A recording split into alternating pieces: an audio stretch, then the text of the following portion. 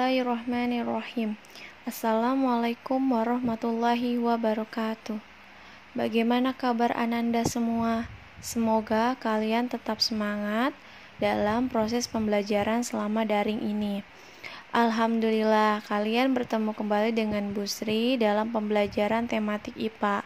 Hari ini kita akan membahas materi yang kedua, yakni sistem pencernaan pada manusia. Nah, kalian tahu nggak sih bahwa kita membutuhkan energi untuk melakukan kegiatan sehari-hari seperti berbicara, berlari, melompat, dan banyak kegiatan yang kita sering lakukan. Tubuh kita tidak dapat menggunakan makanan dalam bentuk yang kita telan. Sistem pencernaan menggunakan proses mekanis seperti mengunyah dan proses kimiawi melalui enzimatis untuk menghancurkan makanan menjadi serpihan-serpihan yang semakin mengecil. Nah, hari ini kita akan mempelajari sistem pencernaan pada manusia. Selamat menyimak. Nah, sebelum kita masuk ke dalam materi, Bu Sri pengen tanya, kalian tahu nggak sih bagaimana anatomi sistem pencernaan pada manusia? Sepertinya kalian tahu semua deh. Oke, kalian sangat hebat sekali. Nah, sekarang kita akan membahas satu persatu saluran pencernaan pada manusia. Sebelum kita masuk ke saluran pencernaan, kita harus tahu apa itu fungsi organ pencernaan pada manusia. Yang pertama, yang kalian harus ketahui, menghancurkan makanan menjadi bentuk yang halus. Kedua, menyerap zat-zat makanan yang larut sehingga masuk ke dalam darah. Ketiga, mengeluarkan komponen makanan dari dalam tubuh jika ada yang tidak bisa dicerna. Itulah beberapa fungsi organ pencernaan pada manusia yang harus kalian semua tahu.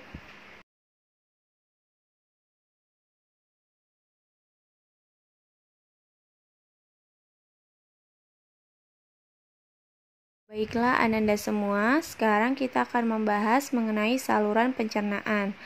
Organ pencernaan manusia yang pertama kali kita bahas yakni mulut. Di dalam mulut terjadi pencernaan mekanik, di mana mekanik ini dibantu oleh gigi dan pencernaan kimiawi. Kalau di sini untuk pencernaan kimiawi dibantu dengan air ludah. Di dalam rongga mulut terdapat gigi, lidah, dan kelenjar ludah. Gigi berfungsi untuk menghancurkan makanan yang masuk ke dalam rongga mulut. Berdasarkan fungsinya, gigi dibedakan menjadi 3, yaitu gigi seri, berfungsi untuk memotong makanan. Gigi taring, berfungsi untuk merobek dan mengonyak makanan. Dan yang terakhir adalah gigi geraham, berfungsi untuk mengunyah makanan. Jumlah gigi pada anak sekitar 20 buah, sedangkan pada orang dewasa 32 buah. Selanjutnya, lidah di dalam rongga mulut berfungsi untuk mengatur letak makanan dalam mulut pada saat mengunyah, membantu menelan makanan, mengecap rasa makanan, membantu membersihkan rongga mulut. Di dalam rongga mulut terdapat kelenjar ludah. Kelenjar ludah mengandung enzim pitialin, berfungsi mengubah karbohidrat menjadi zat gula, dan enzim amilase. Itulah beberapa enzim yang terdapat di dalam rongga mulut. Semoga kalian tahu ya enzim apa yang ada di dalam rongga mulut. Selanjutnya, organ pencernaan manusia yang kedua adalah esofagus atau dikenal dengan kerongkongan. Esofagus atau kerongkongan adalah saluran pencernaan yang menghubungkan rongga mulut dan lambung. Di dalam kerongkongan terjadi gerakan peristaltik, yakni gerakan meremas dan mendorong makanan menuju lambung. Organ pencernaan manusia yang ketiga adalah lambung atau dikenal dengan ventriculus. Di dalam lambung terjadi proses pencernaan kimiawi dibantu oleh enzim dan pencernaan secara mekanik. Dinding lambung menghasilkan getah lambung yang berfungsi untuk memecah makanan agar mudah diserap oleh usus. Kalian bisa mengetahui dan memperhatikan gambar yang ada di dalam video tersebut mengenai gambar pada lambung. Bagaimana Ananda semua? Pembelajaran hari ini sangat menyenangkan bukan? Karena kita membahas mengenai sistem pencernaan pada manusia. Sekarang kita lanjut ya untuk pembahasan mengenai organ pencernaan manusia pada lambung. Di lambung terdapat getah lambung yang berisi asam lambung atau dikenal dengan asam klorida yang berfungsi untuk membunuh bibit penyakit, melarutkan makanan, dan mengasamkan makanan. Enzim pepsin berfungsi untuk mengubah protein menjadi pepton agar dapat diserap oleh usus. Enzim renin berfungsi untuk mengumpalkan dan mengendapkan protein susu menjadi kasein agar mudah diserap. Nah, tadi kalian sudah menyimak mengenai enzim-enzim yang terdapat pada lambung. Selanjutnya, organ pencernaan pada manusia yang keempat adalah usus halus. Usus halus ada 3 bagian, yaitu usus 12 jari atau dikenal duodenum, usus tengah, jejunum, dan usus penyerapan, ileum. Kalian bisa memperhatikan gambar pada video tersebut. Yang mana sih usus 12 jari, usus tengah, dan usus penyerapan?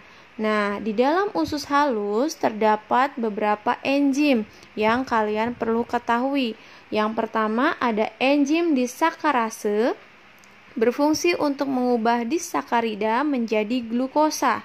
Kedua, ada enzim lipase, berfungsi untuk mengubah zat lemak menjadi asam lemak dan gliserol. Yang ketiga, enzim erepsin berfungsi untuk mengubah pepton menjadi asam amino. Nah, jadi di dalam usus halus itu terdapat 3 enzim yang perlu kalian ketahui. Ananda semua tadi sudah dijelaskan mengenai 3 enzim yang terdapat dalam usus halus.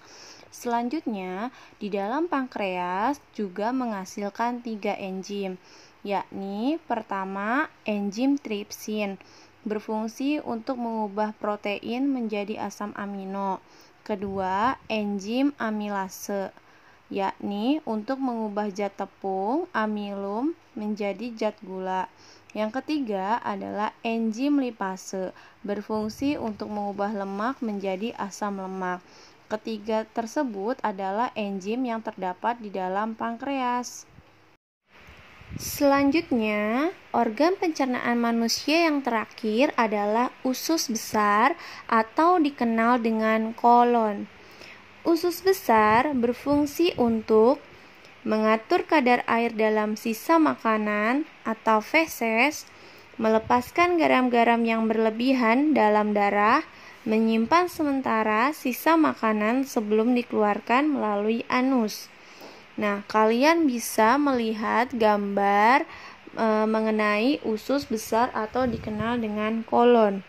Bagian usus besar terdiri atas usus buntu atau appendix, bagian yang menaik ascending colon, bagian mendatar transverse colon, bagian yang menurun descending colon, dan anus. Kalian bisa memperhatikan gambar pada video tersebut untuk mengetahui bagian-bagian dari usus besar. Nah, sekarang kalian mengetahui kan sistem pencernaan pada manusia untuk organnya, dan kalian mengetahui urutan dari mana sih proses makanan sehingga bisa diserap oleh tubuh, dan zat makanan yang tidak dibutuhkan oleh tubuh akan dikeluarkan melalui anus. Selanjutnya, organ tubuh yang berperan dalam sistem pencernaan yang terakhir adalah anus. Rektum bermuara pada anus. Bagian akhir dari saluran pencernaan adalah rektum. Rektum dapat berkontraksi yang aktivitas kontraksinya dapat menimbulkan terjadinya defekasi, yaitu proses pengeluaran zat-zat sisa hasil pencernaan makanan melalui anus. Alhamdulillahirobbil alamin. Terima kasih kepada Anda semua yang telah menyimak video pembelajaran hari ini. Semoga pembelajaran hari ini bermanfaat untuk kalian semua dan pembelajaran yang menyenangkan. Sampai bertemu di pembelajaran berikutnya ya. Apabila ada salah kata dari Busri mohon maaf. Tetap semangat belajar dari rumah. Wassalamualaikum warahmatullahi wabarakatuh.